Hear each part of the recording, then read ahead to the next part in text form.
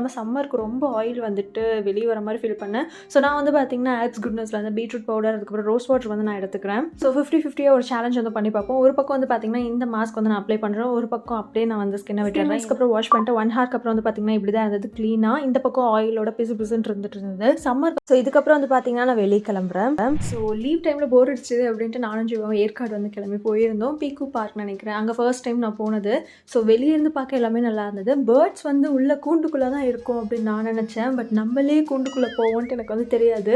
ஏன்னா எனக்கு கொஞ்சம் பேர்ட்ஸ் கிட்ட வந்தால் வந்து நான் கொஞ்சம் பயப்படுவேன். பைபிளில் சொல்லாமல் கூப்பிட்டு போயிட்டாங்க. பட் இருந்தாலும் பேர்ட்ஸ்லாம் பார்க்க நல்லா இருந்தது, அதோட சத்தம்லாம் சூப்பராக இருந்தது. உங்களுக்கு பிடிக்கும் அப்படின்னா கமெண்ட்ல வந்து சொல்லுங்கள். ஸோ அதுக்கப்புறம் ஈவினிங் டைம் கிட்ட ஆயிடுச்சு. இந்த லெவெண்டர் கலரில் அந்த ஃப்ளார்லாம் பார்த்தோன்னா இந்த கே ட்ராமாஸ் தான் நிறைய என் மைண்டில் வந்தது. அன்றைக்கி சன்செட் பார்க்கவும் ரொம்ப பிடிச்சிருந்தது. So back to home. இப்போ வந்து பார்த்தீங்கன்னா ரிசல்ட் பார்க்கலாம். ஃபேஸ் வந்து நல்லா க்ளீனாக இருந்தது, ஆயிலியாக இல்லாமல். 100% பியூரான ஒரு பவுடர்ஸ். கண்டிப்பாக வந்துட்டு ட்ரை பண்ணி பாருங்கள்.